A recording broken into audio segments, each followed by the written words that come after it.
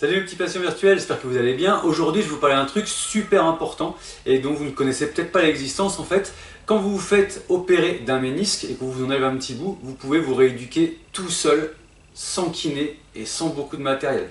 Alors je vous dis pas qu'il ne faut pas aller voir les kinés, au contraire aller voir le kiné pour ça c'est top, mais malheureusement, enfin en tout cas moi dans la région où je me trouve, les kinés sont un petit peu surbookés et du coup soit ils prennent plus de nouveaux patients, ou soit quand ils prennent des patients les délais sont très longs, donc vous perdez beaucoup de temps dans la prise en charge et le fait de faire votre rééducation vous fera vraiment gagner beaucoup de temps et améliorera en fait la qualité de votre guérison. Donc ça c'est vraiment super important.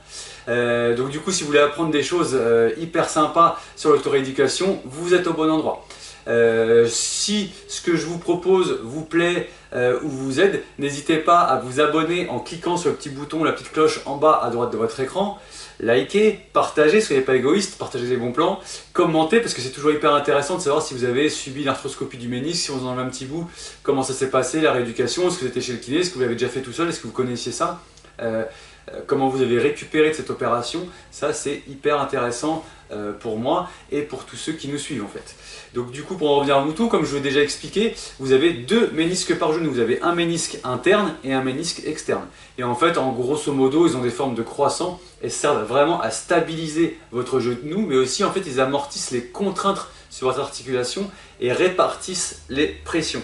Donc ça c'est très important, vous imaginez que quand ils sont plus là, l'articulation, comme elle amortit beaucoup moins les pressions, elle se dégrade beaucoup plus vite. Et parfois ces ménisques, en fait, lorsqu'on fait des flexions de genoux assez exagérées, ils peuvent s'écraser. Lorsqu'on vrille un peu sur le genou, ils peuvent s'abîmer, se briser. Et donc c'est là où vous allez commencer à avoir les problèmes au niveau du genou et c'est là où j'interviens. Alors donc quand vous faites opérer, c'est simple. Soit en fait il y a une réparation de votre ménisque, et là c'est complètement différent. Mais si on vous enlève un bout de ménisque, en fait là vous pouvez pratiquer l'autorééducation. Et selon en fait la clinique du sport de Paris, le protocole il se passe à peu près comme ça. Dans les 3 à 4 premiers jours, en fait après votre opération, vous restez assez tranquille. Vous pouvez même utiliser des béquilles si vous en avez mal, mais par contre essayez de les laisser ou les mettre de côté le plus vite possible. En fait ce qu'il va falloir faire aussi, c'est de lutter forcément en fait contre l'inflammation et la douleur. Donc dans ces cas-là, ce que vous allez faire, si possible, vous allez mettre 3 fois 20 minutes de glace par jour au niveau de votre genou. Faites attention à ne pas vous brûler. Mettez un petit linge autour de la glace ou des fois il y a des comment on appelle ça, des petites poches spéciales qui sont vendues en pharmacie que vous pouvez appliquer. C'est assez pratique. Donc vous pouvez faire ça dans un premier temps. Et après, ce qui peut se passer aussi, c'est que vous pouvez avoir l'impression que votre cuisse est faible et ne marche pas très bien. Ça c'est tout à fait normal en fait parce que votre cuisse pendant l'opération elle a été en fait comprimée par un garrot pour éviter les saignements et les petites cicatrices. Donc du coup lorsque vous essayez de vous contracter votre genou, il peut être un petit peu douloureux. Donc dans ces cas-là il va falloir qu'on le réveille un petit peu et je vais vous expliquer comment on fait pour le réveiller. Alors maintenant que vous savez tout, je vais vous expliquer effectivement comment on réveille son genou avec le premier exercice. Le premier exercice en fait il est super simple. Si vous voulez, vous allez prendre un coussin. Moi j'ai pris un rouleau de drap d'examen parce que j'ai ça à mon cabinet, mais vous prenez un coussin ou si vous n'avez pas de coussin, vous prenez une serviette. Et en fait c'est très simple, vous allez placer votre serviette sous votre genou, vous allez vous allonger et en fait une fois que vous êtes en position allongée, avec votre genou vous allez exercer une force vers le bas et essayer d'écraser le coussin ou la serviette. Vous voyez quand je fais ça, le drap d'examen réagit. Voilà, donc vous poussez vers le bas et vous maintenez la position entre 3 et 10 secondes.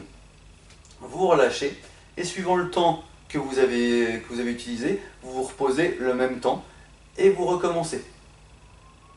Et vous faites ça 10 à 20 fois. Et on essaye d'enchaîner ça si possible toutes les heures. Même la nuit, bande de feignants, il faut savoir si vous voulez guérir ou pas. Non, je rigole, la nuit on dort. Alors le deuxième exercice en fait il doit s'enchaîner avec le premier exercice une fois que vous vous sentez à l'aise. Donc là c'est pareil, vous vous mettez en position en fait allongée, vous gardez bien le genou tendu et vous levez la jambe. Une fois que vous avez levé la jambe, vous contractez bien votre cuisse pendant 1 à 2 secondes et ensuite vous relâchez tout doucement comme ceci. Le fait de relâcher doucement, ça va aussi faire travailler et renforcer vos muscles. Donc ça va être hyper intéressant. Donc du coup, le fait de faire ça, le fait de lever la jambe et de rester 2 à 3 secondes contracté et de redescendre tout doucement, ça vous prend quelques secondes. Donc vous vous reposez quelques secondes avant de recommencer le mouvement. Et vous faites 10 à 20 mouvements comme ceci. Voilà, c'est hyper simple et ça va vous faire... Alors le troisième exercice, lui, c'est toujours en fait allongé sur le dos. Et il va consister à vous faire plier le genou. Mais vous allez plier le genou en enfonçant votre talon du pied sur votre matelas, sur votre tapis de sol ou comme moi sur la table. En fait, le fait d'enfoncer le talon en pliant le genou, vous voyez, ça crée une résistance et ça va faire travailler vos muscles ischio-jambiers qui stabilisent votre articulation du genou. Donc ça va être hyper intéressant. Vous essayez dans les 7 à 10 premiers jours de ne pas dépasser l'angle droit pour ne pas trop tirer en fait sur vos cicatrices. Donc je répète, vous partez de la position vraiment jambes tendues, vous créez une force de frottement comme ceci. Voilà. Et vous maintenez la position 1 à 2 minutes. Moi je ne vais pas rester comme ça une 2 minutes pour pas que vous vous endormiez. Et après, vous relâchez comme ceci, vous redépliez la jambe et vous pouvez recommencer plusieurs fois le mouvement. Toujours sans dépasser les 90 degrés ou l'angle droit si vous n'êtes pas au-delà des 7 à 10 premiers jours. Je rappelle, on protège bien les cicatrices. Et on relâche tout doucement. Alors le quatrième exercice, il est assez simple, c'est le même principe que les exercices que je vous ai montrés sur le dos, sauf que cette fois on va se mettre sur le ventre comme ceci. Et là en fait, vous allez décoller votre talon comme ceci pour placer votre genou à angle droit. Et vous maintenez la position comme ceci quelques secondes et vous redescendez tout doucement. Vous vous reposez un petit peu, vous recommencez à angle droit comme ceci et vous relâchez doucement, tranquillement, et ça, vous faites ça 10 à 20 fois. Alors le cinquième exercice que je vais vous présenter, en fait, il se commence quand vous atteignez facilement les 90 degrés et que vous êtes à l'aise avec. Donc là, vous vous asseyez sur une table pour avoir les genoux fléchis et les jambes un petit peu en fait dans le vide. Et là, ce que vous allez faire, c'est très simple, c'est que vous tendez la jambe comme ceci et vous maintenez la position en contractant bien pendant 3 à 10 secondes. Et vous redescendez lentement comme ceci. On recommence. Là, je le fais 3 secondes au minimum pour que ça ne prenne pas trop de temps sur la vidéo. Et on recommence comme ceci. Vous redescendez bien en fait le genou lentement pour continuer de faire travailler vos muscles et vous répétez ça en fait 5 à 10 fois. Là, ça commence à être intéressant parce qu'en fait, on va rentrer dans l'objectif vie quotidienne. Déjà, il faut savoir qu'une semaine après l'opération, vous pouvez marcher normalement, mais il vous faut encore augmenter votre flexion de genou, en fait, ne serait-ce que pour pouvoir en fait descendre ou monter les escaliers où on a besoin de pouvoir plier le genou à plus de 90 degrés. Du coup, en fait, vous recommencez tous les exercices que je viens de vous dire, en fait, mais en augmentant l'amplitude pour arriver jusqu'à peu près 110 degrés de flexion. Allez, hop, hop, hop, au boulot! Donc, du coup, une fois que vous avez fait ça, et que vous êtes vraiment à l'aise, que vous êtes au niveau des 110 degrés, on va pouvoir enchaîner sur un sixième exercice, en fait.